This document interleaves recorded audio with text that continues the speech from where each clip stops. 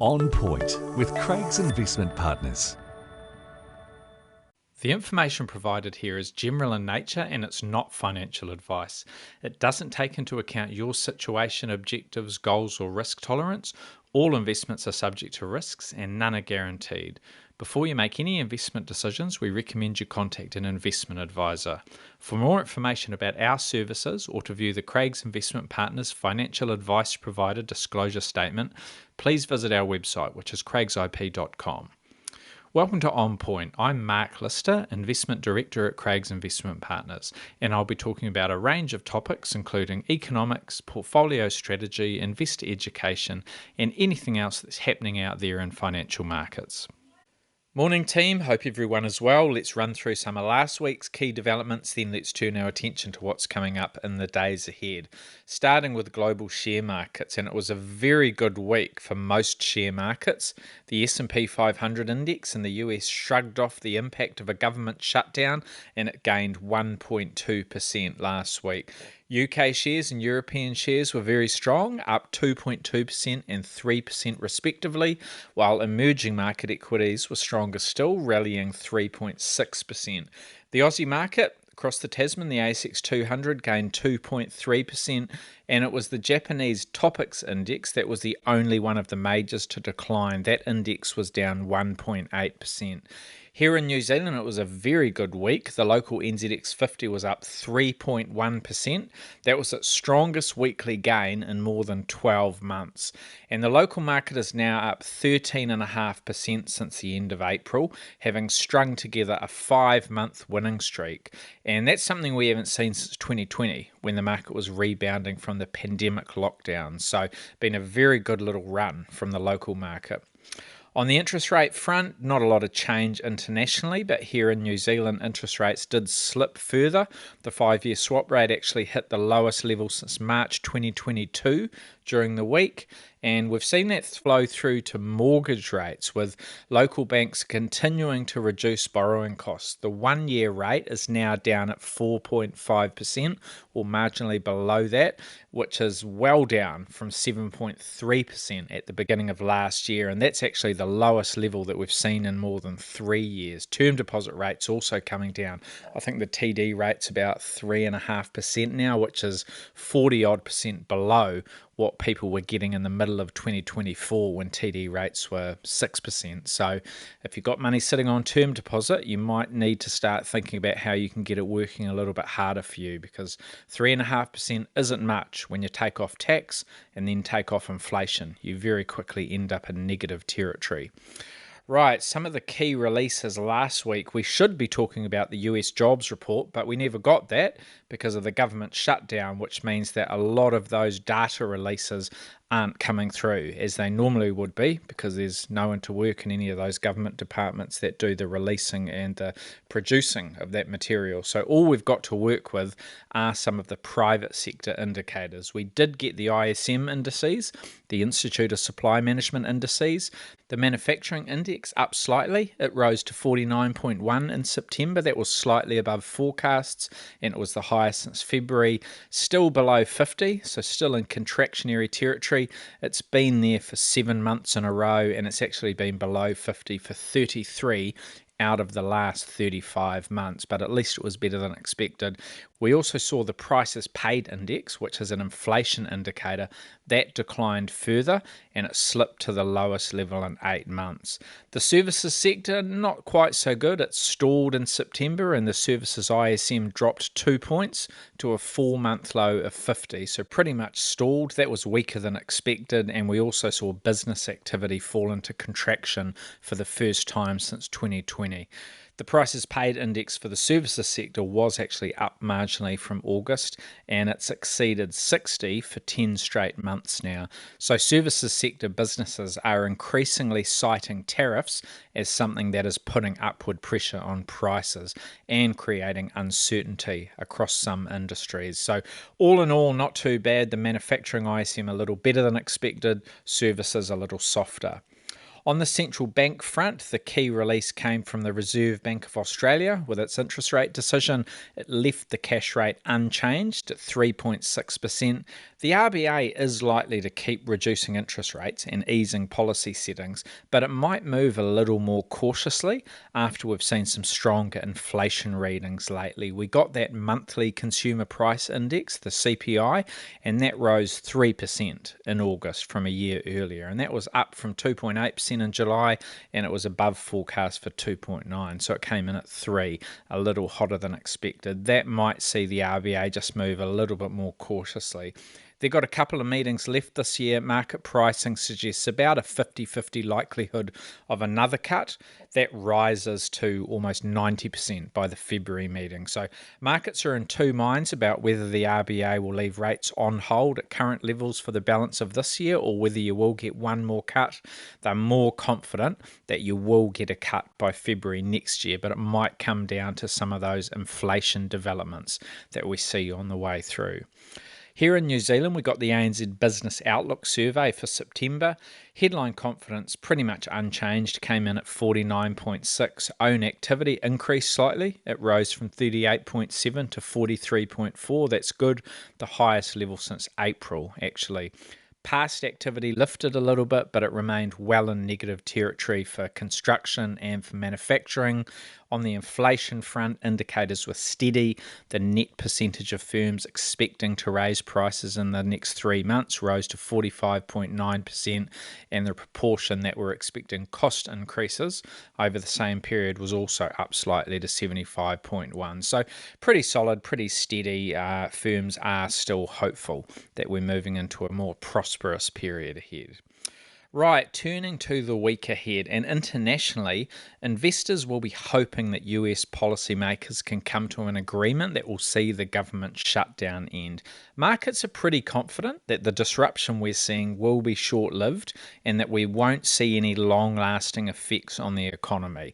So share markets usually go okay during these periods. If you look back at all the shutdowns we've seen in the last 30 years, and there have been 5, in all 5 of those, the S&P 500 index has actually traded higher during those shutdowns. So there's no need to panic, and I think it's an annoyance, but it's not something that's going to lead to any major economic impacts. But we'll still be keeping an eye out for the data that we can get our hands on. That means the Fed minutes will be a high-profile release. They're out on Wednesday in the US. There's also a raft of Fed speakers.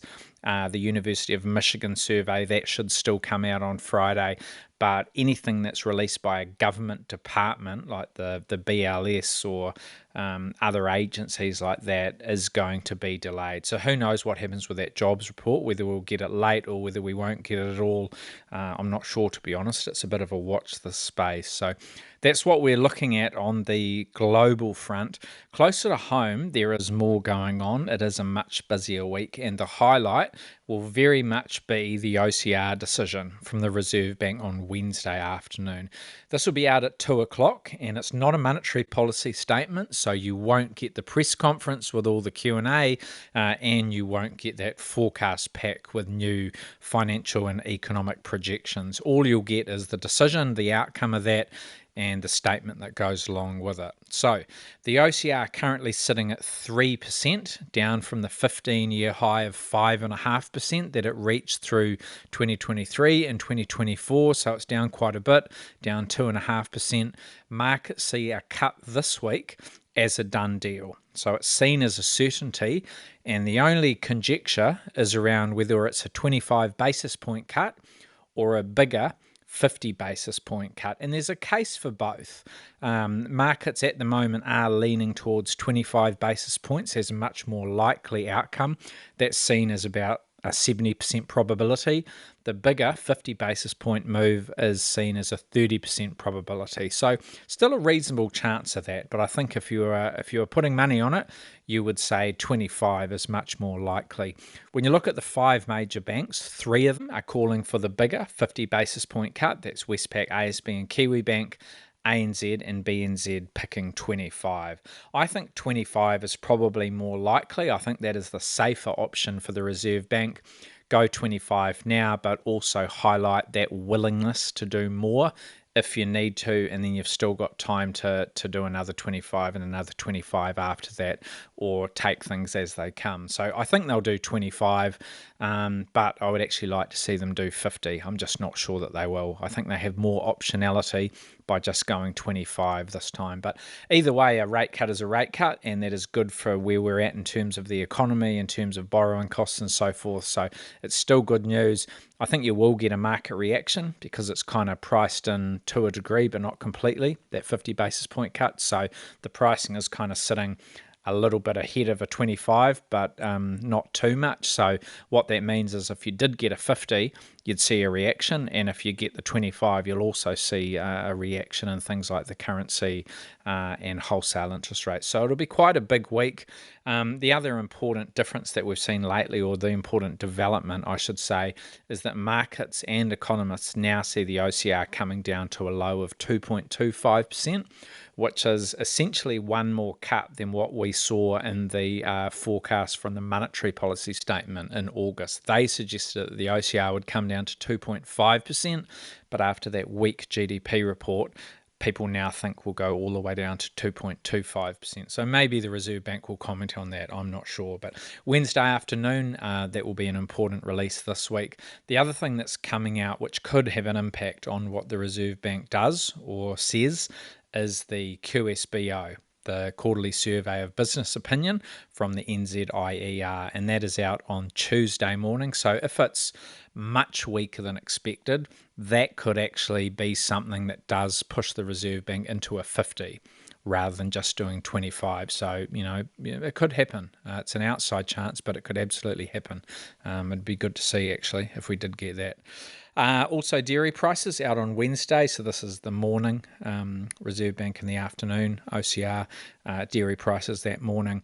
The latest results that we saw, which was a few weeks ago now, we saw the headline index fall 0.8%. That was actually the third decline in a row. And the seventh decline of the last 9 auctions. So we've seen prices come off a bit. The headline index is about 11% below where it got to in May. That was a 3-year high.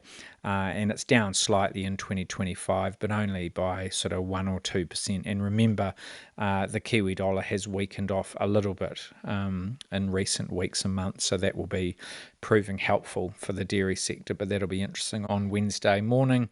Also this week, the international reporting season kicks off. We'll see releases from Constellation Brands, Delta Airlines and PepsiCo, so a fairly quiet week. A couple of additional companies due to report results, but it really gets going next week with some of the big banks, and then things will heat up over the balance of October. Analysts are pretty upbeat about what we'll see this quarter from the S&P 500. In aggregate, we're expecting earnings growth of 8% for the September 2025 quarter. That's compared to the same quarter a year earlier, and that would make for the 9th consecutive quarter of earnings growth for the index. So of the 11 major sectors across the US market, 8 of them are expected to post positive earnings growth, led by technology up 21% and utilities with earnings growth expected of about 18%. For the 2025 calendar year overall, analysts are expecting earnings growth of 10.9% relative to 2024. Then when you look ahead to next year, 2026, analysts expecting 13.8% growth over 2026. So pretty upbeat, aren't they? And if that's the case, if you can get double-digit earnings growth in 2025 and then again in 2026, pushing up towards 14% plus, that probably justifies share markets where they're at. So I think each reporting season from here on will be quite important. They're always important, but they become a little bit more important when you've got markets that are at high levels, as is the case today. Closer to home on the corporate front, there will be a few things to watch. Somerset is due for a quarterly sales update. That might come late in the week, maybe Thursday, maybe Friday. A couple of AGMs across the Tasman, Transurban, REA Group, so maybe some trading statements to digest. But otherwise, all eyes will be on the US government shutdown to hope that it can lift and we can start getting a steady stream of data releases again. The Federal Reserve will want to see some fresh data. They've got a meeting at the end of this month, and to make the right decision, they need to have all of the information at hand. So let's hope that it proves to be a little bit shorter than the last one. I think the last one was 35 days. That was during Trump's first term. And that was quite disruptive. So with a bit of luck, the politicians can find some middle ground and actually agree on getting things reopened a little sooner than that. All right, that's all for today, team. Thanks for listening. We'll talk again soon. For more insights, visit craigsip.com.